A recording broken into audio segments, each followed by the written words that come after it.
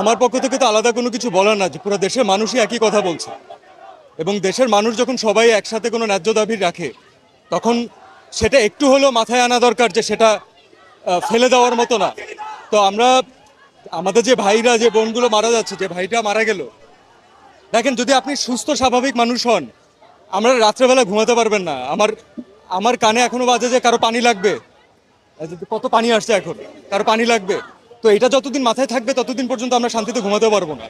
এবং এটা দেশের একজন নাগরিক হিসাবে আমরা তো সারা জীবন মানুষের জন্যই কাজ করেছি। আমরা যারা এন্টারটেনমেন্ট ইন্ডাস্ট্রিতে কাজ করি, আমরা কার জন্য কাজ করি?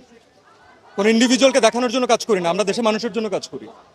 তো আজকে তাদের যে ছাত্ররা, যারা ইয়াংরা, যারা হচ্ছে আমাদের মেইন অডিয়েন্স, যাদের আমাদেরকে প্রয়োজন, আমরা যদি তাদের সাথে না দাঁড়াতে পারি, তাহলে আসলে কেন কাজ করলাম? এর থেকে কাজ না করা ভালো, অন্য কোনো কিছু করা বেটার।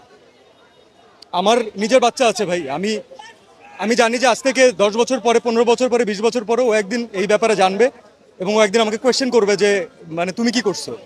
তখন আমি বুক উঁচু করে বলতে চাই যে না, আমি কিছু চেষ্টা করছি। So definitely I am with the students.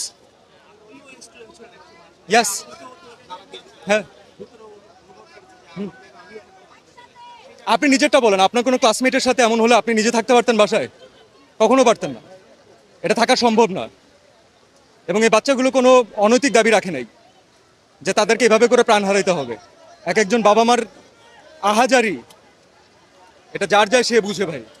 So এটা আমি জানি না আসলে এখানে কতটুকু আসলে এখানে ঢেকে ঢেকে বলা পসিবল।